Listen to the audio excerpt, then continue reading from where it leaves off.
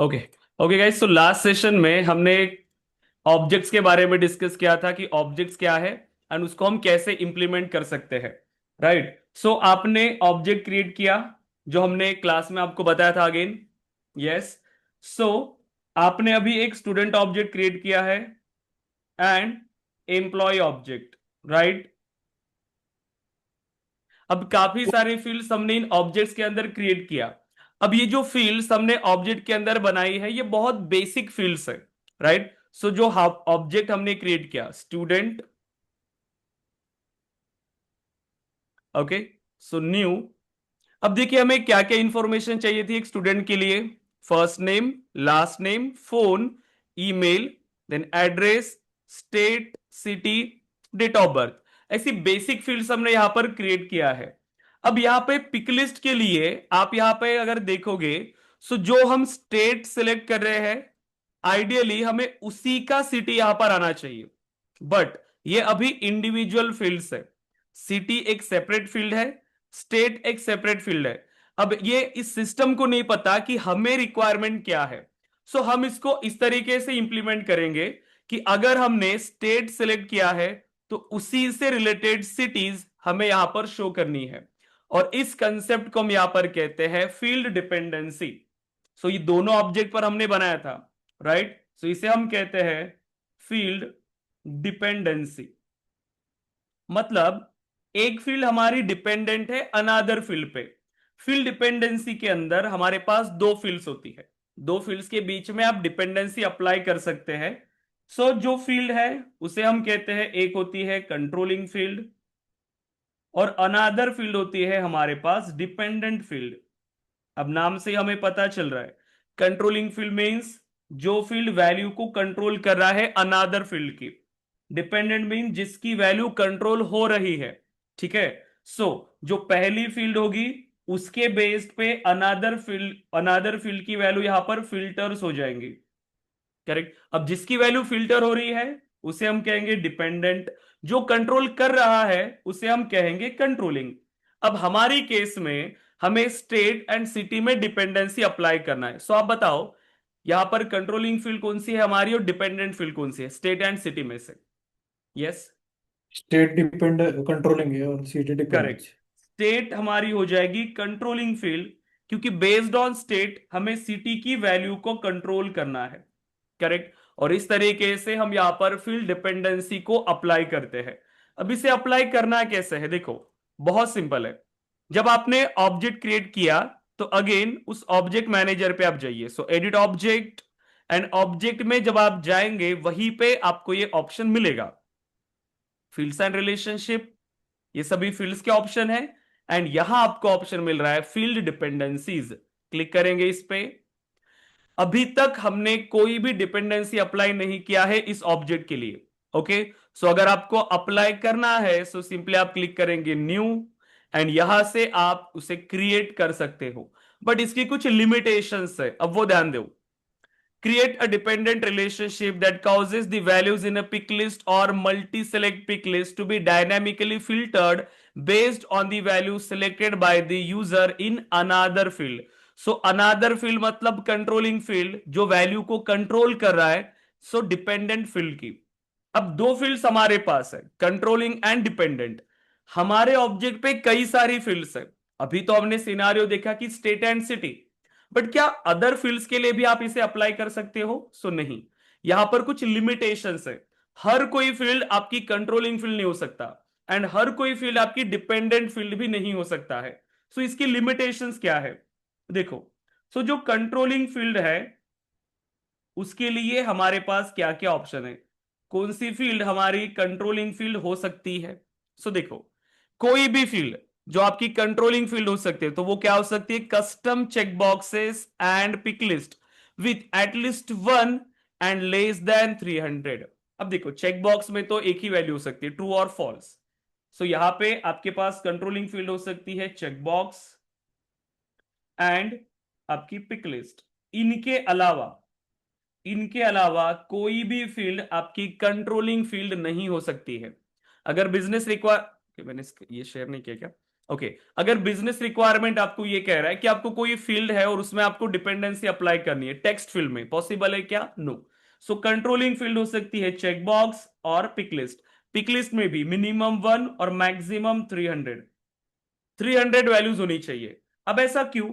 Suppose करें कि controlling में ही अगर 300 है, और अगर हर 300 वैल्यू के लिए, हर एक सिंगल वैल्यू के लिए आपकी डिपेंडेंट में भी अगर 5 वैल्यूज भी अगर आपको देना है, तो भी वो कितनी ज्यादा वैल्यूज आपको इस डिपेंडेंट फील्ड में ऐड करना पड़ेगा, उसको मैनेज करना बहुत डिफिकल्ट हो जाता है।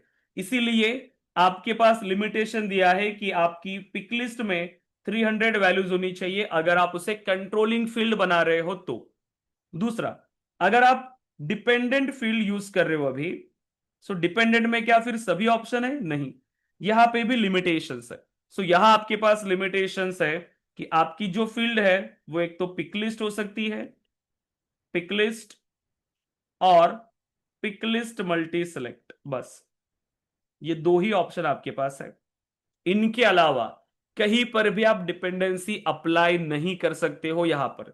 ठीक है, सो अगर आपको किसी ने कहा कि मुझे एक स्टेट एंड एक टेक्स्ट फील्ड पे डिपेंडेंसी अप्लाई करना है, पॉसिबल नहीं है। ठीक है, सो यहां पर जो कॉम्बिनेशन बनेगा इसी का, कि आपकी कंट्रोलिंग फील्ड चेक बॉक्स है, डिपेंडेंट फील्ड पिक लिस्ट या पिक लिस्ट मल्टी सिलेक्ट है, या आपकी कंट्रोलिंग पिक लिस्ट है एंड अगेन डिपेंडेंट भी पिक लिस्ट या पिक लिस्ट मल्टी सिलेक्ट। इनके अलावा डिपेंडेंसी अप्लाई नहीं हो सकती है। ठीक है, अभी हमारे केस में हमें पिक लिस्ट पे ही अप डिपेंडेंसी अप्लाई करना है। हमारी कंट्रोलिंग फील्ड भी पिक लिस्ट है, डिपेंडेंट फील्ड भी पिक लिस्ट है, बट ये लिमिटेशंस आपको पता होनी चाहिए। इंटरव्यूज में आपको जानबूझ के ऐसा सिनारियो बताते हैं कि मेरा ये सिनारियो है, क्या आप उसे अप्लाई कर सकते हो फील्ड डिपेंडेंसी के थ्रू? अब जिनको ये लिमिटेशन नहीं पता वो बताएंगे कि यस पॉसिबल है, डिपेंडेंसी आप अप्लाई कर सकते हो, बट नहीं। आपको ये ध्यान में रखना है कि कौन सी फील्ड पॉसिबल है। ठीक है, सो हमारे केसेस में देखो इतनी सारी फील्ड हमने ऑब्जेक्ट में बनाई है, बट फिर भी जब हम कंट्रोलिंग फील्ड को सेलेक्ट करने गए तो हमें इतने ही ऑप्शन मिल रहे हैं। सिटी पिक लिस्ट है, is active checkbox and state again pick list. So सिर्फ पिक लिस्ट एंड चेकबॉक्स का ही ऑप्शन हमें मिला है। हमारे केस में हमें स्टेट चाहिए तो स्टेट को सेलेक्ट किया। डिपेंडेंट में देखो सिटी एंड स्टेट, अगर कोई pick list multi select field आपके पास होती तो वो भी ऑप्शन आपको मिलता, बट हमने अभी क्रिएट नहीं किया है। ठीक है, एंड देन कंटिन्यू। अब आपको यहां पर वैल्यू को सिलेक्ट करना होता है। देखो ये है आपकी कंट्रोलिंग। अब यहां पर इसके अंदर जो आपकी डिपेंडेंट है उनकी सभी वैल्यूज आपको यहां पर दिख रही है। अब ये आप पे डिपेंड कर रहा है कि अगर किसी ने स्टेट सेलेक्ट किया है गुजरात, मतलब कंट्रोलिंग फील्ड में अगर किसी ने गुजरात सेलेक्ट किया, तो उसके बेस्ड पे आपको जो आपकी डिपेंडेंट फील्ड है उसकी क्या क्या वैल्यूज आपको शो करानी है, तो आपको सिलेक्ट करना होता है गुजरात। सो यहां पर आप सिलेक्ट करोगे कि क्या क्या आपको सिटीज यहां से चाहिए, तो मैंने एक सिटी यहां से सिलेक्ट किया, जितनी आप कर सकते हो। और एक फील्ड जो आपकी यहां पर एक कंट्रोलिंग के लिए सिलेक्ट किया, वो हो सकता है कि दूसरे के लिए भी पॉसिबल है, आप ऐसे सिलेक्ट कर सकते हो। ठीक है, देन अब कर्नाटका के लिए जैसे मुझे बैंगलोर सिलेक्ट करना है, महाराष्ट्र के लिए मुंबई नागपुर पुणे, एमपी के लिए जैसे इंदौर सिलेक्ट कर लेते हैं, यूपी के लिए यहां पर अगेन सो अयोध्या सिलेक्ट कर लेते हैं। ठीक है, अभी ज्यादा हमने ऐड किया नहीं है इसीलिए जस्ट मल्टीपल सिटीज हम ऐड कर रहे हैं। हो सकता है कि एक सिटी उस नाम से मल्टीपल स्टेट में हो, ठीक है, जस्ट शो करने के लिए। तो इसमें हम क्या करेंगे, गुजरात में सभी वैल्यूज को सिलेक्ट कर रहे हैं ताकि ये कंसेप्ट आपको पता रहे कि आप जो एक आपकी डिपेंडेंट वैल्यू है वो मल्टीपल कंट्रोलिंग फील्ड में आप शो करा सकते हैं। ठीक है, अब जितनी वैल्यूज आपने सेलेक्ट किया, अब आपको ये दिखा नहीं होगा कि मैं कंट्रोल की प्रेस करके था। जब आपको वैल्यू को सिलेक्ट करना है तो आपको कंट्रोल की प्रेस करके सिलेक्ट करना होगा। अगर नहीं किया तो एक वैल्यू सिलेक्ट करोगे और दूसरी वैल्यू को क्लिक करोगे, ऑटोमेटिकली यहां पर क्या हो जाएगी, वो वैल्यू यहां पर आपको शो नहीं करेगा। सो कंट्रोल की प्रेस करके ही आपको उसको ऐड करना है। सभी वैल्यूज को सिलेक्ट किया, उसके बाद हमें करना है इसको इंक्लूड। अब जब ये इंक्लूड होंगी तो ऐसे ये हाईलाइटेड हो जाएगी। देखो मैंने अगर गलती से ये वैल्यू सिलेक्ट किया, मैं कंट्रोल की प्रेस नहीं कर रहा हूं, मैंने इसको सिलेक्ट किया, तो देखो पहली वैल्यू यहां पर सिलेक्टेड नहीं रह रही अब। ठीक है, अब मुझे अगर कोई वैल्यू मैंने गलती से यहां पर इंक्लूड किया, अब मुझे उसको एक्सक्लूड करना है, क्लिक करो एक्सक्लूड वैल्यूज। ठीक है, सो जितनी शो करना था मैंने यहां पर ऐड कर दिया है। अब आप चाहो तो इसका प्रीव्यू आप ले सकते हो। सो प्रीव्यू, एंड प्रीव्यू में आप देखो, अब जब तक आप स्टेट सिलेक्ट नहीं करते आपको सिटी सिलेक्ट करने का ऑप्शन मिलेगा क्या? क्योंकि सिटी डिपेंडेंट है आपके स्टेट पे। अब जब तक आप स्टेट नहीं बताओगे आप सिटी को सिलेक्ट नहीं कर सकते। क्लियर है? सो सबसे पहले आपको स्टेट बताना पड़ेगा। मैंने सिलेक्ट किया महाराष्ट्र। अब महाराष्ट्र से रिलेटेड जितनी आपने सिटी को सिलेक्ट किया है हमें वही दिखेंगी। देखो हो रही है वैल्यूज फिल्टर। जैसे जैसे आप सिलेक्ट करोगे उसी वे से यहां पर आपको वैल्यूज मिलती जाएंगी। यस, क्लियर हो रहा है गाइज? अब हमने यहां पर गुजरात के लिए सभी वैल्यूज को शो किया था तो वो सभी वैल्यूज। तो ये कंसेप्ट होता है आपकी फील्ड डिपेंडेंसी का, कि आपको एक फील्ड के लिए अनदर फील्ड की वैल्यू को कंट्रोल करना है। सो ये आप इंप्लीमेंट कर सकते हो फील्ड डिपेंडेंसी के through. So close and save. So preview लेके आपको एक बार उसको वेरीफाई करना है कि प्रॉपरली सभी वैल्यू सिलेक्ट हुई है या नहीं। अब आप रिकॉर्ड क्रिएट करने के लिए जाएंगे। सो स्टूडेंट एक बार इसको रिफ्रेश करिए अच्छे से, ठीक है? क्योंकि ये यूआई में रिफ्लेक्ट होने के लिए थोड़ा सा टाइम लगाता है। आपने देखा होगा जब आप एक फील्ड क्रिएट करते हो और तुरंत अगर आप न्यू पे क्लिक करेंगे तो हो सकता है कि उसको ऐड होने के लिए भी, पेज लेआउट पर ऐड होने के लिए भी टाइम लगे। तो थोड़ा सा वेट कर लेना उसके लिए, ठीक है? सो देखो, जब तक मैं स्टेट सिलेक्ट नहीं कर रहा हूं मैं सिटी सिलेक्ट नहीं कर पा रहा हूं। आपको पहले स्टेट सिलेक्ट करना होगा। सो मैंने सिलेक्ट किया कर्नाटका।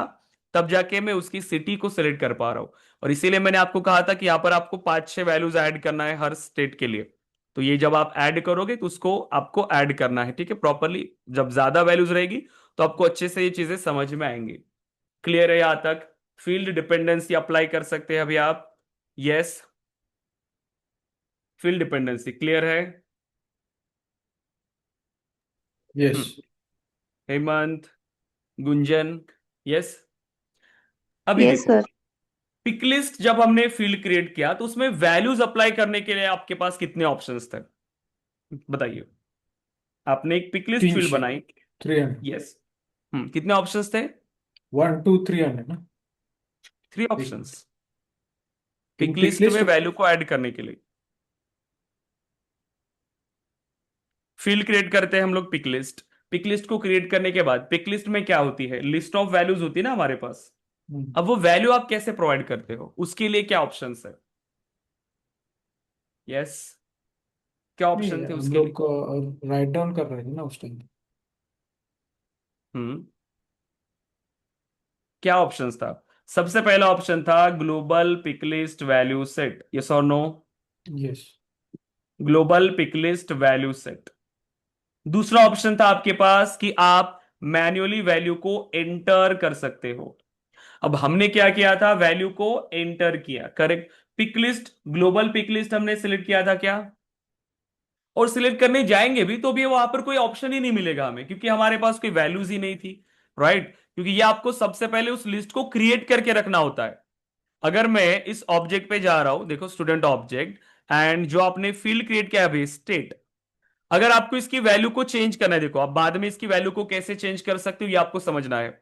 इन फ्यूचर अगर आपको रिक्वायरमेंट आती है कि आपने फील्ड क्रिएट किया और अब बाद में आपको उसकी वैल्यू को चेंज करना है, आप उस फील्ड को क्लिक करोगे। फील्ड को क्लिक करने के बाद यहां पर आप इसको जब स्क्रॉल करेंगे तब ये ऑप्शन आपके पास मिल रहा है। आप किसी पर्टिकुलर वैल्यू को डीएक्टिवेट करके रख सकते हो। डीएक्टिवेट करोगे तो वो शो नहीं होगी। डिलीट कर सकते हो, एडिट कर सकते हो। नई वैल्यू को ऐड करना है, नई वैल्यू को ऐड कर सकते हो। देखो यहां से आप वैल्यू को ऐड कर पाओगे, ठीक है? तो ये ऑप्शंस हमारे पास होते हैं। अब सपोज करिए कि आपके पास अब मल्टीपल ऑब्जेक्ट्स हैं, ठीक है? सपोज स्टूडेंट ऑब्जेक्ट आपने क्रिएट किया, एम्प्लॉय ऑब्जेक्ट आपके पास है, आप इन फ्यूचर अगेन एक ट्रेनर ऑब्जेक्ट बनाएंगे, ठीक है? स्टाफ ऑब्जेक्ट आप अगर अगेन क्रिएट करते हो, 4 ऑब्जेक्ट है आपके पास। मुझे इन चारों पे स्टेट की फील्ड चाहिए, चारों पे, ठीक है? चारों ऑब्जेक्ट पे आपको स्टेट की फील्ड चाहिए। और रिक्वायरमेंट ये है कि सभी में ये वैल्यूज होनी चाहिए, सभी में ये वैल्यूज होनी चाहिए। ऐसा नहीं कि आपने स्टेट के अंदर यहां पर डिफरेंट वैल्यू शो हो रही है और यहां पे डिफरेंट वैल्यू शो हो रही है, ऐसा नहीं होना चाहिए। आप जितने स्टेट में ऑपरेट कर रहे हो बस उतनी ही, ऐसा भी नहीं कि पूरे स्टेट में। हम जितने स्टेट में ऑपरेट कर रहे हैं हम सिर्फ उतनी वैल्यूज को अगर रखना चाहते हैं, ठीक है? सो अब क्या होगा, यहां पर 5 स्टेट, यहाँ पे 10 स्टेट, यहां पे भी शो रही है, यहां पे भी 10 वैल्यूज। अगर आपने इस फील्ड में मैन्युअली वैल्यू को एंटर किया है, आप इस ऑब्जेक्ट पे गए, स्टेट फील्ड बनाया और 10 वैल्यूज आपने ऐसे एंटर किया, यहां पर भी एंटर किया, यहां पे भी एंटर किया, यहां पे भी एंटर किया मैन्युअली।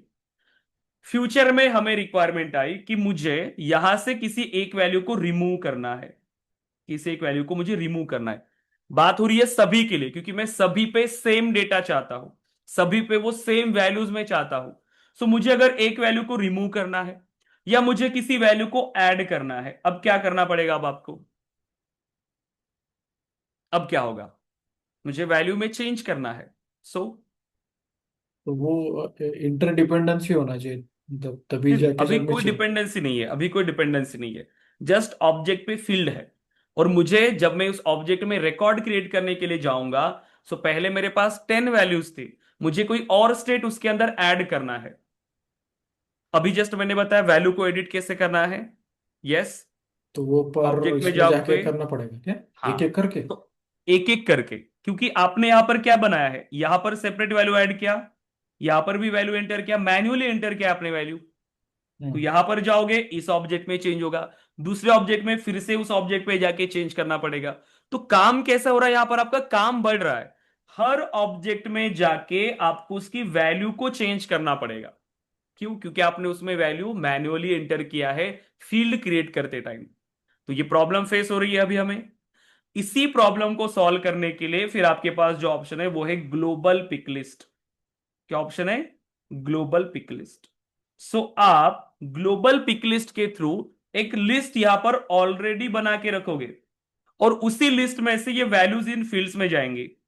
उन फील्ड्स में वैल्यू कहां से जाएगी? उस ग्लोबल पिक लिस्ट से, इस ग्लोबल पिक लिस्ट से। मतलब आपको ऑब्जेक्ट पे, इस पर्टिकुलर फील्ड पे वैल्यू देने की अब जरूरत नहीं है।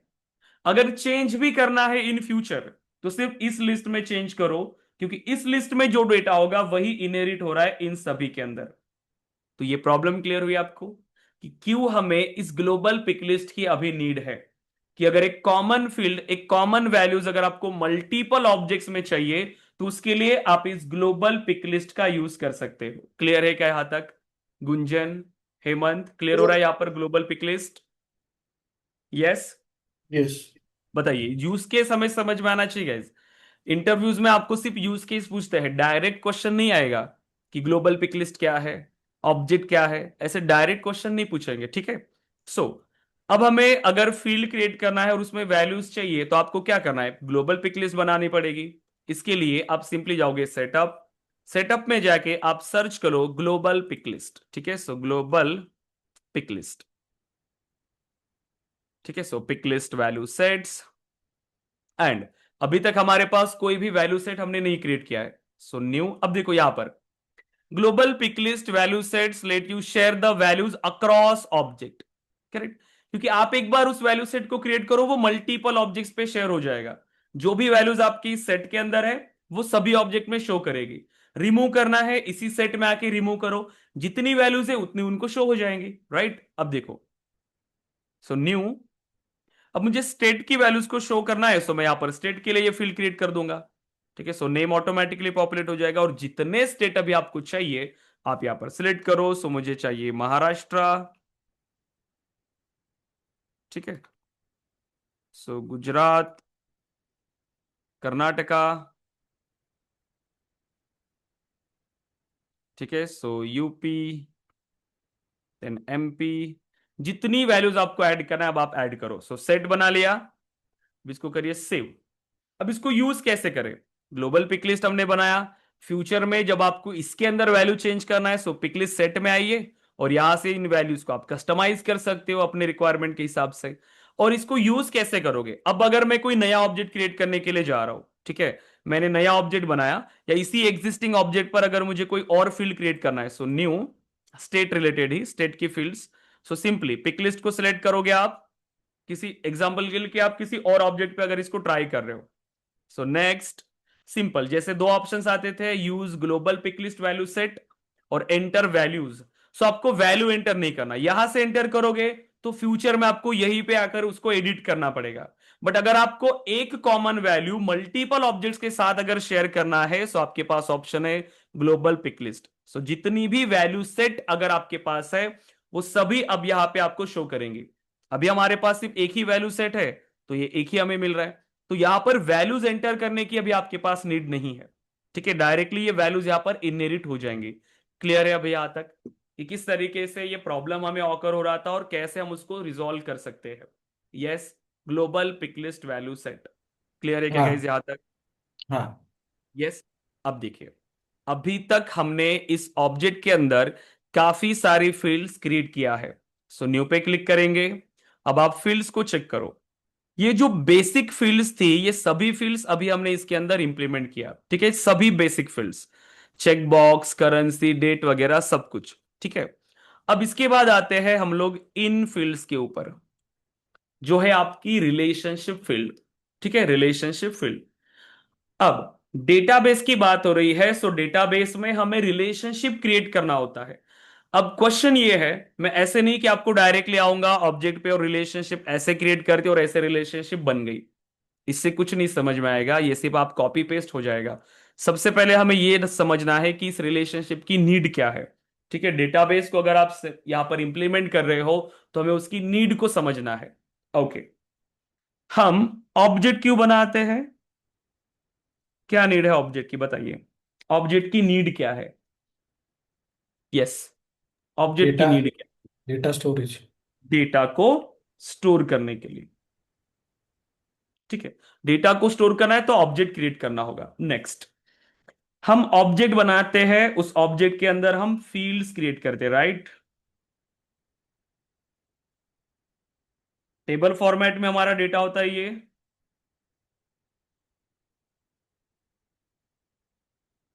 ये है हमारा टेबल। ठीक है, इसके अंदर हमारे पास फील्ड्स होंगे। आपने कहा नेम, फोन, ईमेल, करेक्ट। उसके बाद अगेन आपको डेटा चाहिए जैसे कि एड्रेस, कोर्स। अब कौन सा कोर्स सिलेक्ट किया वो भी हम ऐड करेंगे। कोर्स की फीस क्या है वो भी ऐड करेंगे। इसके अलावा कोर्स का जो ड्यूरेशन है वो भी ऐड कर लेते हैं, ड्यूरेशन। ठीक है, अब इतनी डिटेल सपोज करिए हमें चाहिए एक स्टूडेंट के रिकॉर्ड को स्टोर करने के लिए। ठीक है, अब हम क्या करेंगे, स्टूडेंट के रिकॉर्ड को हमने ऑब्जेक्ट तो रेडी कर लिया, अब हमें डेटा एंटर करना है। जब सभी फील्ड में आप डेटा प्रोवाइड करोगे तब आपके रिकॉर्ड्स बनेंगे। सो एक एक करके आप इस रिकॉर्ड्स को बनाओगे। तो ऐसे हो सकता है कि आप थाउजेंड्स ऑफ रिकॉर्ड्स है, देन लैक्स ऑफ रिकॉर्ड्स आपके पास होंगे। तो क्या हो रहा है कि मैं रिकॉर्ड क्रिएट करने जा रहा हूं। राज, राज का फोन नंबर, ईमेल एड्रेस, उसका कोर्स ज्वाइन किया उसने जावा, फीस उसकी है 10,000 और ड्यूरेशन है 2 मंथ्स। अगेन साहिल, साहिल का फोन नंबर जो भी होगा, उसका ईमेल एड्रेस, उसका देन एड्रेस जो भी होगा जैसे नागपुर, कोर्स अगेन इसने ज्वाइन किया जावा, अगेन मैं दे रहा हूं 10,000, ड्यूरेशन है 2 months. Again so Kunal, Kunal ने ज्वाइन किया अगेन जावा, फीस है 10,000, 2 मंथ्स। देन राज, सुराज ने ज्वाइन किया सेल्स फोर्स, फीस है 20,000, ड्यूरेशन है 5 मंथ्स। अब इस तरीके से मैं रिकॉर्ड को क्रिएट करते जाऊंगा। ठीक है, मैं रिकॉर्ड को क्रिएट करते जा रहा हूं। अब क्या प्रॉब्लम ऑकर हो रही है गाइस मेरे पास यहाँ पे? अभी तो मेरे पास से सिंपल थोड़े थोड़े रिकॉर्ड्स है, मैं थाउजेंड्स ऑफ रिकॉर्ड्स यहाँ पर क्रिएट कर रहा हूँ, लैक्स ऑफ रिकॉर्ड में यहाँ पर क्रिएट कर रहा हूँ। क्या प्रॉब्लम फेस कर रहे हैं हम लोग इस रिकॉर्ड को क्रिएट करते टाइम? क्या हो रहा है इसके अंदर? एक चीज जो आप नोटिस करो, अगर मेरे पास 1,000 स्टूडेंट्स है जिन्होंने जावा कोर्स को ज्वाइन किया है, तो 1,000 स्टूडेंट्स की एंट्री करने के लिए ये सेम डेटा कितनी बार रिपीट हुआ? देखो, रिपीट हो रहा है या नहीं डेटा? हर रिकॉर्ड के लिए आप ये डेटा मेंशन कर रहे हो, हर रिकॉर्ड के लिए आपको ये वैल्यू प्रोवाइड करना पड़ रहा है। अब इससे क्या हो रहा है कि आप बार बार सेम डेटा आप इनपुट कर रहे हो, सेम वैल्यू को आप बार बार इनपुट कर रहे हो, तो क्या हो रहा है यहां पे डेटा रिडंडेंसी, डेटा रिडंडेंसी, आपका रिडंडेंट डेटा आ रहा है। ठीक है, रिडंडेंट डेटा आपके पास आ रहा है, बार बार आप ये सेम वैल्यू को प्रोवाइड कर रहे हो। करेक्ट। अब सपोज करिए मेरे पास 10,000 रिकॉर्ड्स है, अब बैच स्टार्ट हो रही थी, सभी रिकॉर्ड को आपने ऐड किया, अब उसका ड्यूरेशन मुझे चेंज करना है। ड्यूरेशन 2 मंथ्स में जावा पॉसिबल नहीं था, बहुत सारे टॉपिक्स उसमें ऐड हुए, प्रैक्टिस के सेशंस हमने ज्यादा ऐड किए, तो ये जो ड्यूरेशन था मुझे चेंज करना है, जो 2 मंथ्स है उसको 3 मंथ्स करना है। फीस जो 10,000 था मुझे उसको 15,000 करना है। अब क्या होगा, एक रिकॉर्ड को चेंज करोगे क्या आप? आपको फीस चेंज करना है या आपको ड्यूरेशन चेंज करना है जितने भी स्टूडेंट ने जावा कोर्स को एनरोल किया है, क्योंकि हर ऑब्जेक्ट पे ये फील्ड आपने क्रिएट किया है, फीस एंड ड्यूरेशन। अब क्या करना होगा आपको, उस एक छोटे से चेंजेस की वजह से आपको ये पूरे 10,000 रिकॉर्ड्स को अपडेट करना होगा, यस और नो? 10,000 रिकॉर्ड्स को आपको अपडेट करना पड़ रहा है एक चेंज की वजह से। तो आपका डेटा यहां पर कंसिस्टेंट नहीं है, एक छोटे से चेंजेस की वजह से आपको कंप्लीट डेटा को चेंज करना पड़ रहा है। सो ये प्रॉब्लम हम फेस कर रहे हैं यहां पर, डेटा इनकंसिस्टेंसी, डेटा इनकंसिस्टेंसी। सो देखो, अगर आप सेम ऑब्जेक्ट के अंदर, एक ही ऑब्जेक्ट के अंदर अगर आप मल्टीपल डेटा को स्टोर करने के लिए जाएंगे, तो ये दो प्रॉब्लम हम फेस कर रहे हैं। क्योंकि कोर्सेस की आपके पास मल्टीपल वैल्यूज है, हर कोर्सेस की डिफरेंट वैल्यूज है। तो ऐसा डेटा अगर आपके पास है जो रिपीट हो रहा है हर एक रिकॉर्ड के लिए, तो ऐसे डेटा को आप एक ही ऑब्जेक्ट के अंदर स्टोर नहीं करते। क्योंकि अगर एक ही ऑब्जेक्ट के अंदर अगर आपने स्टोर किया, तो यहां पर हमें ये दो प्रॉब्लम फेस करना पड़ता है, data redundancy and data inconsistency. अब इस प्रॉब्लम की वजह से हमारे पास अनदर सॉल्यूशन आया, जो है रिलेशनल डेटाबेस, राइट? सो रिलेशनल डेटाबेस। सो अब हम क्या करते हैं, डेटाबेस के अंदर इन ऑब्जेक्ट्स के बीच में रिलेशनशिप अप्लाई करते हैं। मतलब एक ऑब्जेक्ट में डेटा को ना स्टोर करते हुए हम उन ऑब्जेक्ट्स को सेपरेट कर सकते हैं। अब अगर हमने उसको सेपरेट किया तो अब क्या रिजल्ट मिलेगा, अब आप स्टूडेंट का रिकॉर्ड एक ऑब्जेक्ट पे रखो, यहां पे है स्टूडेंट का डेटा, आधे मैं यहां पर क्रिएट कर रहा हूं दूसरे ऑब्जेक्ट में आपके कोर्सेस का डेटा। देखो, अभी आपने सेपरेट किया, स्टूडेंट का डेटा स्टूडेंट ऑब्जेक्ट में होगा, कोर्सेज का डेटा कोर्स ऑब्जेक्ट में। आप चाहे आप कितने भी कोर्सेज प्रोवाइड कर रहे हो, क्योंकि स्टूडेंट आपके पास मल्टीपल होने वाले, आपके पास 20,000 स्टूडेंट्स है, लेकिन कोर्सेज तो लिमिटेड है ना, 5 कोर्सेज या 10 कोर्सेज आप प्रोवाइड कर रहे हो। बट ये सिर्फ इनकी 5 कोर्सेज की वैल्यू आपके पूरे 10,000 या 20,000 रिकॉर्ड्स के लिए आप क्यों रिपीट कर रहे हो? तो वो डेटा तो हमारे पास एक ही होना चाहिए, राइट? लेकिन अब जो हमारी रिक्वायरमेंट थी कि जो भी स्टूडेंट आ रहा है उसका प्रॉपर कोर्स उसको असाइन करना है, तो क्या ये रिक्वायरमेंट अब यहां पर फुलफिल होगी? यस। देखो, मैंने यहां पर क्रिएट किया, सो नेम, फोन, ईमेल, ठीक है। अब यहां पर भी course, then fees and duration, दोनों डेटा को मैंने अलग अलग कर दिया, ठीक है। अब मैं डेटा एंटर करूंगा, ठीक है, यहां पर भी कुछ डेटा है हमारे पास, ठीक है। सपोज करिए कि आप जो कोर्सेज प्रोवाइड कर रहे हो वो कोर्सेज का डेटा आप क्रिएट करो। मैं जावा कोर्स प्रोवाइड कर रहा हूं जिसकी फीस है 10,000, जिसका ड्यूरेशन होने वाला है 2 मंथ्स। मैं अगेन पाइथन कोर्स हम प्रोवाइड कर रहे हैं जिसका फीस है 10,000, ड्यूरेशन है 2 मंथ्स। सेल्सफोर्स आप प्रोवाइड कर रहे हो 20,000, ड्यूरेशन है 5 मंथ्स। अब ये आपके हो गए कोर्सेस, कोर्सेस को हमने सेपरेट कर लिया, स्टूडेंट ऑब्जेक्ट से सेपरेट है। बट मेरी ये रिक्वायरमेंट रहेगी कि मैं जब भी स्टूडेंट के रिकॉर्ड को क्रिएट कर रहा हूं मुझे कोर्स को सिलेक्ट करना है।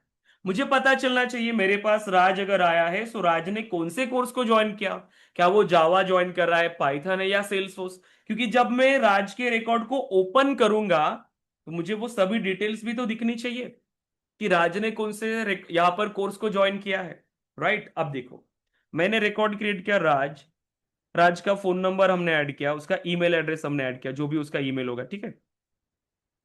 अब उसका कोर्स कैसे सिलेक्ट करें, कोर्स का डेटा कहां पे है अभी आपके पास? कोर्स का डेटा स्टूडेंट के अंदर है क्या, बताइए? कोर्स का डेटा डिफरेंट नहीं। ऑब्जेक्ट में है, ये कोर्स नहीं। आपने सेपरेट ऑब्जेक्ट बनाया हुआ है, और ये स्टूडेंट एक सेपरेट ऑब्जेक्ट है आपके पास। अब हमें इन दो ऑब्जेक्ट्स को रिलेट करना है, दो डिफरेंट ऑब्जेक्ट्स है। अब इन ऑब्जेक्ट्स को हमें रिलेट करना है, क्यों?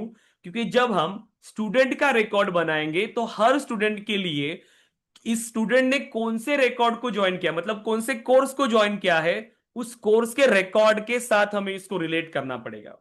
डेटाबेस में जब भी आप रिकॉर्ड बनाते हो, हर रिकॉर्ड के लिए एक आईडी असाइन होती है, एक आईडी असाइन होती है, ठीक है। ये कुछ डेटाबेस के अगेन कंसेप्ट है। जैसे ही आपने स्टूडेंट का रिकॉर्ड बनाया, उसके लिए भी एक आईडी असाइन हुई। कोर्सेज का रिकॉर्ड बना, उसके लिए एक आईडी असाइन हुई, जैसे C001 एग्जाम्पल के लिए, ठीक है। S001 ये हो गई स्टूडेंट की आईडी, ये हो गई कोर्स की आईडी। सो कोर्स 002, कोर्स 003। ये डेटाबेस ऑटोमेटिकली उनको आईडी असाइन कर रहा है। हर रिकॉर्ड को यूनिकली आइडेंटिफाई करने के लिए डेटाबेस सभी रिकॉर्ड के लिए एक आईडी असाइन कर रहा है, ठीक है। क्या असाइन हो रही है? एक आईडी। अब डेटाबेस में इस कंसेप्ट को हम कहते हैं प्राइमरी की। इसको हम क्या कहते हैं? प्राइमरी की। For unique identification, unique identification of each record, unique identification of each record. सभी रिकॉर्ड को यूनिकली आइडेंटिफाई करने के लिए आपको डेटाबेस उस हर रिकॉर्ड के लिए एक आईडी प्रोवाइड कर रहा है, और उस आईडी के थ्रू आप उन रिकॉर्ड्स को एक्सेस कर सकते हो, उन्हें आइडेंटिफाई कर सकते हो। अब यहां पे अब आपको क्या करना है, तो जो आपका ये कोर्स ऑब्जेक्ट था, अब मुझे स्टूडेंट पे उसको यूज करना है, क्योंकि जब मैं स्टूडेंट का रिकॉर्ड क्रिएट करूंगा मुझे उसका कोर्स सिलेक्ट करना है। तो मैं इस ऑब्जेक्ट का रेफरेंस लूंगा स्टूडेंट ऑब्जेक्ट के अंदर। मैं क्या कर रहा हूं? कोर्स ऑब्जेक्ट का रेफरेंस आप स्टूडेंट के अंदर ले रहे हो। मतलब मैं यहां पर एक फील्ड क्रिएट कर रहा हूं, कोर्स। कोर्स एंड इस फील्ड के अंदर जो डेटा मिलेगा मुझे, इस फील्ड के अंदर जो मुझे डेटा मिलेगा वो कहां से आ रहा है? कोर्स ऑब्जेक्ट से आ रहा है, ठीक है। स्टूडेंट ऑब्जेक्ट के अंदर आपने कोर्स की फील्ड बनाई, जो फील्ड रिलेट कर रही है कोर्स ऑब्जेक्ट से, और उस फील्ड में जो वैल्यूज भी आएंगे वो कोर्स ऑब्जेक्ट से आएंगे। अब यहां आपको ये तीनों ऑप्शन मिलेंगे, तीनों ऑप्शन। जो भी आपके आप इन फ्यूचर इसमें डेटा क्रिएट करोगे तो वो भी ऑप्शन फिर यहां पर आपको रिफ्लेक्ट होने लगेंगे। जितने ऑप्शन आपके अनादर ऑब्जेक्ट के अंदर है, वही सेम डेटा आपको इस फील्ड के अंदर शो होने वाला है। अब आप सिलेक्ट करो, अगर स्टूडेंट ने जावा कोर्स को ज्वाइन किया है तो वो आप सिलेक्ट करो सिर्फ जावा, सिंपल। सिर्फ जावा सिलेक्ट करके आपने इस स्टूडेंट को रिलेट किया जावा कोर्स के साथ। तो हमें यह पता चला कि राज ने जावा को ज्वाइन किया है। जब भी आप राज का रिकॉर्ड ओपन करोगे आपको पता चलेगा राज ने जावा कोर्स को ज्वाइन किया है। ओके, कोर्स की डिटेल लेना है तो आप इस जावा कोर्स पे जाओ, तो जावा कोर्स की सभी डिटेल्स। तो जो प्रॉब्लम थी हमारी कि बार बार मुझे जो डेटा वहां पर क्रिएट करना पड़ रहा था, वैल्यू असाइन करना पड़ रहा था, वो काम अभी आपको नहीं करना पड़ रहा है। अब आप कितने भी रिकॉर्ड्स की एंट्री करो, सुकुनाल अगेन जावा, साहिल, साहिल ने भी ज्वाइन किया जावा, तो ये सभी रिकॉर्ड सिर्फ एक रिकॉर्ड के साथ रिलेट हो रहे हैं। स्टूडेंट के सभी रिकॉर्ड कोर्सेज के एक ही रिकॉर्ड के साथ रिलेट हो रहे हैं, राइट। जब आप इस रिकॉर्ड को ओपन करेंगे जावा को, तो आपको यह भी पता चलेगा कि इस जावा कोर्स में कितने स्टूडेंट्स हैं, क्योंकि ये रिकॉर्ड्स उसके साथ रिलेटेड है। तो ये आपको सॉल्व कर रहा है ये कौन? आपका रिलेशनशिप कंसेप्ट, ठीक है। जो आप क्रिएट कैसे करोगे? एक ऑब्जेक्ट की आईडी, उस आईडी का रेफरेंस आप ले लिया अनादर ऑब्जेक्ट के अंदर, तो इसे हम कहते हैं यहां पर रिलेशनशिप फील्ड। इसे हम क्या कह रहे हैं? Relationship field. डेटाबेस में यहां पर आप क्या कहते हैं उसको? फॉरेन की। डेटाबेस में हम उसको क्या कहते हैं? फॉरेन की, ठीक है। फॉरेन की काम क्या होता है फॉरेन की का? कि अनादर ऑब्जेक्ट का रेफरेंस आप किसी और ऑब्जेक्ट के लिए यूज कर रहे हो। तो स्टूडेंट के लिए ये कौन हुई? ये हो गई फॉरेन की। सेल्सफोर्स के अंदर हम उसको कह रहे हैं रिलेशनशिप फील्ड। रिलेशनशिप फील्ड का काम होता है एक ऑब्जेक्ट को अनादर ऑब्जेक्ट के साथ रिलेट करना, एक ऑब्जेक्ट को अनादर ऑब्जेक्ट के साथ रिलेट करना। जहां पे हम स्टूडेंट ऑब्जेक्ट को रिलेट कर रहे हैं कोर्स के साथ, स्टूडेंट ऑब्जेक्ट कोर्स के साथ रिलेट कर रहा है। तो जब भी अब आप स्टूडेंट का रिकॉर्ड क्रिएट करने के लिए जाओगे तो आपको यह ऑप्शन मिलेगा कि आपको कौन सा कोर्स ज्वाइन करना है। तो यहां पर ये प्रॉब्लम सॉल्व हुई। डेटा अब आपको बार बार रिपीट करने की जरूरत नहीं है। मुझे कोर्स अगर चेंज करना है, क्या करोगे? इस ऑब्जेक्ट पे आओगे, कोर्स रिकॉर्ड पे आएंगे और उसकी वैल्यू को चेंज करो। एक ही रिकॉर्ड को चेंज करना है आपको, क्योंकि आपका ये रिकॉर्ड रेफर हो रहा है यहां पर। अब जो भी वैल्यूज होंगी वही वैल्यूज अब आपको शो होंगी यहां पे, राइट। तो ये आप कर सकते हो किसके थ्रू? रिलेशनशिप के थ्रू। और ये कंसेप्ट बहुत इंपॉर्टेंट होता है डेटाबेस के अंदर कि आपको ये रिलेशनशिप का कंसेप्ट समझ में आए कि हम इसको यूज क्यों कर रहे हैं, ठीक है। बस ऐसा नहीं कि सेल्सफोर्स में हम गए, फील्ड क्रिएट किया और इस तरीके से फील्ड हो रही है। उसका मीनिंग हमें समझना जरूरी है, ठीक है। सो अब ये जो फील्ड आप क्रिएट करोगे अनादर ऑब्जेक्ट पे, इस फील्ड में यूआई पर आपको क्या शो हो रहा है, ये जो नाम आपको है ये शो हो रहा है, बट बैकएंड में ये किसको रेफर कर रहा है, इसकी आईडी को रेफर कर रहा है, वो अनादर ऑब्जेक्ट की आईडी को रेफर करता है। ठीक है, तो ये कंसेप्ट होता है रिलेशनशिप का। ठीक है, अब बात करते हैं सेल्सफोर्स के बारे में। देखो कंसेप्ट क्लियर है क्या, ये बताइए पहले। रिलेशनशिप क्लियर है। एक yes he sir. Yes. Object में अगर हमने डेटा क्रिएट किया तो हम वो प्रॉब्लम फेस कर रहे थे, डेटा रिडंडेंसी, डेटा इनकंसिस्टेंसी। उसको किस तरीके से सॉल्व किया गया कि ऑब्जेक्ट्स को सेपरेट किया है, ऑब्जेक्ट को सेपरेट करके डिफरेंट डेटा क्रिएट किया। सो एक ऑब्जेक्ट को फिर मुझे दूसरे ऑब्जेक्ट के साथ रिलेट करना है, तो वहां पर कंसेप्ट आया रिलेशनशिप का। और रिलेशनशिप के थ्रू फिर आप दो ऑब्जेक्ट्स को कनेक्ट कर पा रहे हो, राइट। अब देखिए, सो हमारे पास सेल्सफोर्स में भी ऐसे रिलेशनशिप फील्ड्स है। नीड हमें समझ में आ गई कि रिलेशनशिप की नीड क्या है। अब रिलेशनशिप क्रिएट करने के लिए सेल्सफोर्स ने आपको दो फील्ड बताई है। दो फील्ड है आपके पास, क्या क्या फील्ड है। पहला लुकअप रिलेशनशिप फील्ड, सो लुकअप रिलेशनशिप फील्ड, ठीक है, and master detail relationship field. ठीक है, दो टाइप की आपके पास ये फील्ड क्रिएट किया हुआ है, लुकअप फील्ड या मास्टर डिटेल फील्ड। अब ये आप पे डिपेंड करेगा आप क्या यूज करोगे, लेकिन सिलेक्ट कैसे कर रहे हो इसके डिफरेंसेस को आपको समझना पड़ेगा, क्योंकि दोनों डिफरेंट तरीके से वर्क करेगा। लुकअप डिफरेंट तरीके से वर्क कर रहा है, मास्टर डिटेल डिफरेंट तरीके से वर्क कर रहा है। और जो आपकी रिक्वायरमेंट होगी, आप आपकी रिक्वायरमेंट के लिए कौन सी फील्ड आपके लिए फिट हो रही है आप उसको सेलेक्ट करोगे। लेकिन उसके लिए आपको डिफरेंसेस पता होने चाहिए कि लुकअप में क्या पॉसिबल होता है, मास्टर डिटेल में क्या पॉसिबल है, लुकअप कैसे वर्क कर रहा है, मास्टर डिटेल कैसे वर्क कर रहा है, ये हमें पता होना जरूरी है। और इन दोनों फील्ड के थ्रू अगर आप दो ऑब्जेक्ट्स के बीच अप्लाई कर रहे हो, अगर आप टू ऑब्जेक्ट्स के बीच इसको अप्लाई कर रहे हो लुकअप या मास्टर डिटेल को, सो दोनों के थ्रू आपको किस टाइप की रिलेशनशिप बन रही है, पेरेंट चाइल्ड रिलेशनशिप। दोनों के थ्रू, दोनों के थ्रू आपकी बन रही है parent child relationship, parent child relationship. But हमें कैसे पता कि कौन सा पेरेंट है कौन सा चाइल्ड है। सो देखो, अभी आपने दो ऑब्जेक्ट्स का एग्जांपल लिया, ठीक है, कौन सा, एक स्टूडेंट था, ठीक है, एक कोर्स था, दोनों सेपरेट है। अब मैं रिकॉर्ड क्रिएट कर रहा हूं, राज, कुणाल, साहिल, रमेश, करण, समीर। ठीक है, कोर्सेस है मेरे पास जावा, पाइथन, सेल्सफोर्स। ठीक है, अब राज ने जावा ज्वाइन किया है, साहिल ने भी जावा कोर्स को ज्वाइन किया, कुणाल ने पाइथन को ज्वाइन किया, करण ने पाइथन को ज्वाइन किया, रमेश ने पाइथन को ज्वाइन किया, समीर ने सेल्सफोर्स को ज्वाइन किया। क्या हो रहा है यहां पर, एक कोर्स के लिए, एक कोर्स के लिए मल्टीपल स्टूडेंट्स आ रहे हैं हमारे पास, यस और नो। यस।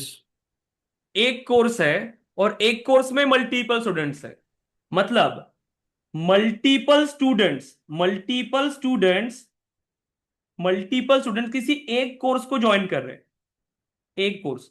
सो यही से समझ रहा है, एक ऑब्जेक्ट के मल्टीपल रिकॉर्ड्स, अनदर ऑब्जेक्ट का सिंगल रिकॉर्ड, इसी को हम कहते हैं वन टू मेनी रिलेशनशिप। सो क्या कहते हैं, one to many, so one to many relationship.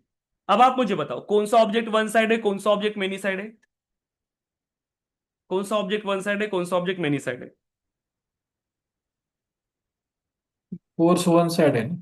Correct, course ये है वन साइड ऑब्जेक्ट, इस ऑब्जेक्ट के वन रिकॉर्ड के साथ अनदर ऑब्जेक्ट के मल्टीपल रिकॉर्ड्स रिलेट कर रहे हैं, स्टूडेंट के मेनी रिकॉर्ड्स रिलेट हो रहे हैं, किसके साथ, स्टूडेंट ऑब्जेक्ट के एक रिकॉर्ड के साथ। सो वन एंड मेनी, अब इसी को हम कहते हैं पेरेंट चाइल्ड। सो जो वन साइड ऑब्जेक्ट है वो होता है आपका पेरेंट ऑब्जेक्ट, ये होता है पेरेंट, और जो मेनी साइड ऑब्जेक्ट होता है वो होता है चाइल्ड। सो हमारे केस में स्टूडेंट एक चाइल्ड ऑब्जेक्ट है, कोर्स एक पेरेंट ऑब्जेक्ट है, उसी को हम कहते हैं वन साइड ऑब्जेक्ट। देन जो चाइल्ड ऑब्जेक्ट होता है उसको हम कहते हैं मेनी साइड ऑब्जेक्ट। और एक चीज जो आपको ध्यान में रखनी है, नोट डाउन करके रखो, आपकी रिलेशनशिप फील्ड हमेशा चाइल्ड ऑब्जेक्ट पे बनती है, रिलेशनशिप फील्ड। तो ये समझ जाना, जिस भी ऑब्जेक्ट पर आपको रिलेशनशिप फील्ड मिली वो आपका चाइल्ड है, जिस ऑब्जेक्ट पे रिलेशनशिप फील्ड है वो आपका चाइल्ड है।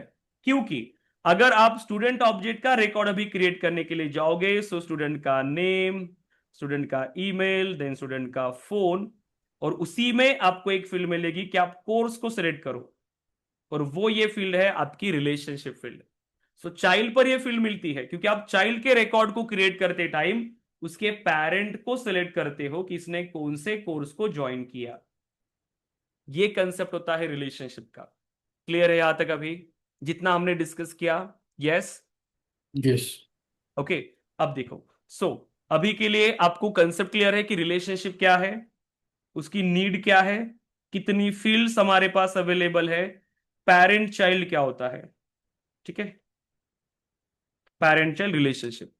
अब सिर्फ पेरेंट चाइल्ड हमारे पास नहीं होती, हमारे पास अनदर रिलेशनशिप है। जैसे हमने कहा one to many, one to many को या पेरेंट चाइल्ड रिलेशनशिप कह रहे हो।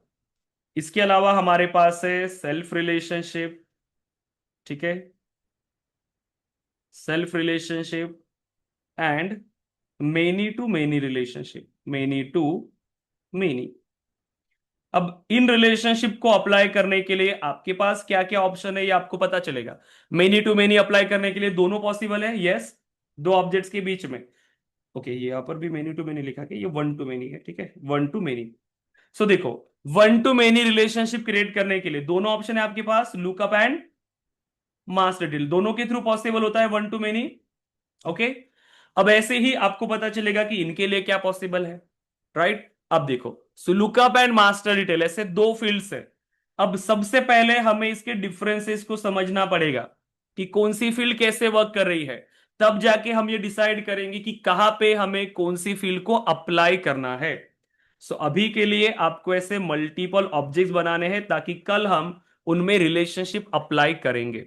देखो, सिंपल, आपके पास एक ऑब्जेक्ट है स्टूडेंट, ये हमने क्रिएट कर लिया है, और एक ऑब्जेक्ट बना लो आप कोर्स ऑब्जेक्ट। ठीक है, कोर्स। ठीक है, अब कोर्स में क्या क्या फील्ड बनाओगे, देखो, कोर्स में आप फील्ड बनाना जैसे कि कोर्स नेम। ठीक है, कोर्स नेम। ठीक है, कोर्स कंटेंट, कोर्स कंटेंट। ठीक है, उसके बाद आप यहां पर और एक फील्ड बना लो जैसे ड्यूरेशन। अब इसका ड्यूरेशन रखना मंथ्स के अंदर, मतलब आप एक नंबर वैल्यू ऐड करो, 4 ऐड किया मतलब 4 मंथ, 5 ऐड किया मतलब 5 मंथ्स, या डेज में भी कर सकते हो फिर कि कितने डेज की ट्रेनिंग होगी। फीस। ठीक है, फीस। इसके अलावा और क्या डेटा चाहिए हमें? ठीक है, फिलहाल के लिए इतना रखते हैं, इतना डेटा आप क्रिएट करोगे कोर्स ऑब्जेक्ट के लिए। ठीक है, और एक ऑब्जेक्ट आप क्रिएट करो बैच। ठीक है, बैच। बैच के अंदर आप क्रिएट करो कि बैच नेम, या फिर बैच आईडी, जो ऑटो नंबर फील्ड है वो भी हम यूज करेंगे, फिलहाल के लिए आप इसको नेम के थ्रू ही करो। सो बैच नेम तो जनरली होना नहीं चाहिए क्योंकि आप हर बैच को क्या नाम दोगे। ठीक है, या फिर दे भी सकते हो मार्च बैच, जुलाई बैच, ऐसे ट्राई करो। वो फील्ड क्रिएट कर पाओगे क्या आप? बैच आईडी का फील्ड बना पाओगे क्या? बना पाएंगे क्या बैच आईडी? मैं बताता हूं कैसे बनानी है। ठीक है, उसके बाद start date, so start date, end date. ठीक है, start date and end date. ठीक है, तो इतना अब आपको इसके लिए इंप्लीमेंट करना। Okay, batch time. देखो, जैसे जैसे मैं फील्ड आपको बता रहा हूं, आपके माइंड में एग्जीक्यूट हो रहा है कि इस फील्ड के लिए मैं कौन सा डेटा टाइप यूज करूंगा। यस, यही कंसेप्ट है। जो रिक्वायरमेंट आपको मिल रही है उसी वे से आपका लॉजिक चलना चाहिए अभी, कि ये जो मेरी रिक्वायरमेंट है, अब end date, start date, batch time, so data type क्या क्या यूज होंगे उसके लिए क्लियर हो रहा है आपको। फीस, कौन सा डेटा टाइप यूज होगा फीस के लिए? Yes, number. यस, फीस के करेंसी लिए सर। करेंसी यूज करोगे फीस के लिए, राइट? तो ये कंसेप्ट आपको समझने हैं। ठीक है, क्योंकि अमाउंट होगा ना, फीस मतलब कोई अमाउंट है, तो वो करेंसी टाइप में आपके पास आएगा। ठीक है, या। स्टूडेंट रेडी है आपके पास, बैच बनाओगे, कोर्स रिलेशनशिप क्रिएट करने के लिए अभी तक नहीं बनाया हमने। ठीक है, सिर्फ ऑब्जेक्ट्स बना के रखने हैं। उसके अलावा एम्प्लॉय बनाया है, एम्प्लॉय रेडी है आपके पास। Yes sir. अब बनाओ डिपार्टमेंट। ठीक है, सो डिपार्टमेंट, अब डिपार्टमेंट के अंदर कुछ ज्यादा फील्ड्स मत बनाओ, एक ही फील्ड बना लेना, डिपार्टमेंट नेम। ठीक है। सो डिपार्टमेंट नेम और भी फील्ड्स इसमें हम बाद में बनाएंगे। तो इतने ऑब्जेक्ट्स अभी आपको रेडी करने हैं, ठीक है। अब मैं एक एग्जांपल बता देता हूं आपको। जो बैच आईडी है ना, जो ऑटो नंबर फील्ड, वो कैसे बनती है देखो। आप ऑब्जेक्ट क्रिएट करने के लिए जाते हो, object manager, create, custom object, ठीक है। अब यहां पर मुझे चाहिए बैच, ठीक है। बैच के बाद मुझे चाहिए प्लूरल, सो बैचेस, जितनी भी आपके पास मल्टीपल बैचेस आने वाली है। ऑब्जेक्ट नेम तो बैच ही होगा, बैच अंडरस्कोर सी आएगा। बैच नेम, मुझे ये फील्ड न्यू यहां पर ऐसे नाम के थ्रू नहीं चाहिए कि अगर टेक्स्ट होगा तो मैं हर बैच का नाम क्या दूंगा, बैच का नाम नहीं दे सकते हम लोग, तो मुझे वो आईडी वाली फील्ड चाहिए। इसीलिए मैं यहां पर करूंगा ऑटो नंबर, और मैं यहां पर उसको नाम, मैं इसका लेबल चेंज कर सकता हूं, है ना। सो बैच आईडी, ठीक है। सो बैच आईडी, ताकि स्टूडेंट को फिर हम बुलाएंगे कि आप कौन से बैच से बिलोंग कर रहे हो, तो वो स्टूडेंट हमें आईडी बताएगा बैच की, तब जाके हमें इसकी और इंफॉर्मेशन मिलेगी, राइट। ऑटो नंबर, जब भी आप ऑटो नंबर बनाते हो, ऑटो नंबर फील्ड का काम है कि हर रिकॉर्ड को वो एक स्पेसिफिक फॉर्मेट के अंदर नंबर्स असाइन कर रहा है हर रिकॉर्ड के लिए। अब वो आप अपने मन से दे सकते हो, तो मैं यहां पर इसको दे रहा हूं बैच फॉर्मेट। देखो फॉर्मेट आप अपने मन से दे सकते हो, सो मैं इस तरीके से उसको फॉर्मेट दे रहा हूं, ठीक है। 000, ठीक है। उतने बैचेस तो जाएंगे नहीं हमारे, ठीक है, इतना। स्टार्टिंग नंबर हम देते हैं उसको 1। सो बैच 001, बैच 002, बैच 003, इस तरीके से वो बैचेस अब आपके पास आने वाली है, ठीक है। जैसे ही आप रिकॉर्ड क्रिएट करोगे उस तरीके से वो रिकॉर्ड यहां पर आपके पास शो होगा, देखो। सभी फीचर्स को अलाउ कर लेते हैं। नोट्स एंड अटैचमेंट, कुछ रिकॉर्ड के रिलेटेड जैसे चाहिए मुझे अटैचमेंट, वो ऐड कर देंगे। टैब क्रिएट करना है उसका, यस। सो बैच का टैब। अब ऑब्जेक्ट क्रिएट करने में किसी को कोई डाउट नहीं है ना, ऑब्जेक्ट इजीली बना सकते हो अब आप, यस। हाँ। Yes sir. ओके, ऐसे ही प्रैक्टिस करो। जितना ज्यादा टाइम आप इस अभी प्लेटफॉर्म पे दोगे उतना ज्यादा आपके लिए अच्छा है। सो ऑब्जेक्ट रेडी है। अब जो एक ही फील्ड होती थी हमारे पास जिसमें आप डेटा एंटर कर रहे थे, अब वो भी फील्ड आपके पास नहीं है, राइट। जब आप न्यू ऑब्जेक्ट बनाते थे तो उसमें एक हमारे पास टेक्स्ट टाइप की फील्ड हुआ करती थी, राइट, रिकॉर्ड नेम वाली। अब उसको भी हमने ऑटो नंबर कर दिया। तो इनपुट लेने के लिए कोई फील्ड है क्या हमारे पास अभी, यस। जब आप न्यू पे क्लिक करोगे तो आपके पास कोई फील्ड ही नहीं है जिसमें आप डेटा एंटर कर पाओ। सो जो बैच आईडी होती थी वो भी आपकी ऑटो नंबर है, क्योंकि ये भी सिस्टम जनरेट कर रहा है। रिकॉर्ड बनेगा, रिकॉर्ड बनेगा, देखो जैसे सेव किया रिकॉर्ड बनेगा। बट ऐसा रिकॉर्ड हमारे किसी काम का नहीं है, आपको फील्ड क्रिएट करना है। जस्ट मुझे आपको बताना था कि ये किस फॉर्मेट में डेटा आता है, इस तरीके से। क्लियर है गाइज। तो ऐसे आपको ये बैच आईडी क्रिएट करना है, ठीक है। सो ये सभी ऑब्जेक्ट्स आप क्रिएट करोगे।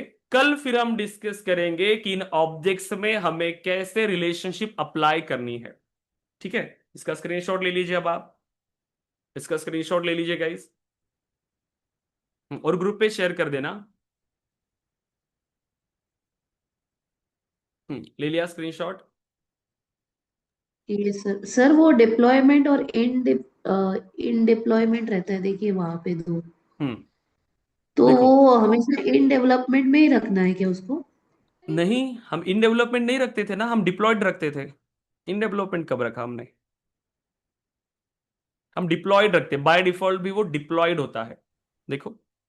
बाय डिफॉल्ट वो डिप्लॉयड होता है, ओके राइट। ओके सर, मेरा इन थोड़ा गैप हो डेवलपमेंट अगर गया। आपने किया ना, क्या होगा देखो, इन डेवलपमेंट अगर आपने किया तो वो ऐसे टैब में वगैरह शो नहीं होगा आपको। जैसे सेल्सफोर्स क्या है, मल्टी टेनार्ट आर्किटेक्चर है। मतलब सपोज करो ये मेरा ऑर्ग है, ये ऑर्ग सिर्फ हम लोग यूज कर रहे हैं क्या, एडमिन हो सकता है, सेल्स टीम है, मार्केटिंग टीम है, वो सब लोग इसको लॉग इन कर रहे हैं, राइट, अपनी अपनी बिजनेस रिक्वायरमेंट को एक्सेस करेंगे, यस।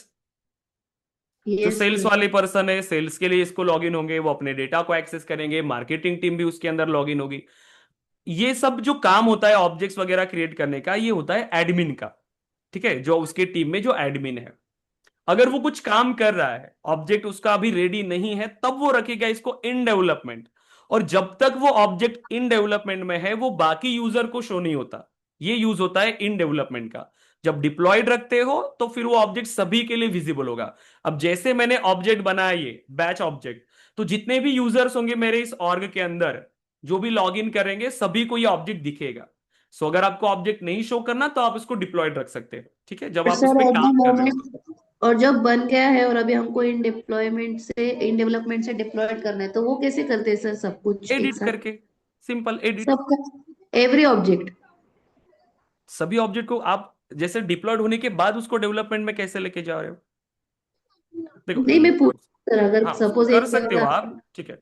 सो बैच ऑब्जेक्ट पे गए, ठीक है, इसको एडिट पे क्लिक करो एंड एडिट ऑब्जेक्ट, एंड इसको कर दो अब इन डेवलपमेंट और इसको कर दो सेव, सिंपल। अब ये क्या हो गया? In development. अगर सपोज करो मेरी टीम में और कोई यूजर अगर इस पे काम कर रहा है, अब वो लॉग इन करेगा ना, तो अभी उसको स्टूडेंट ये बैच ऑब्जेक्ट नहीं दिखेगा, ठीक है। ओके। एंड सर बट वो हमारा अलाउ सर्च टैब वाला जो है ऑप्शन, उसमें लास्ट वाला, कौन वो सा? भी क्लिक, अलाउ।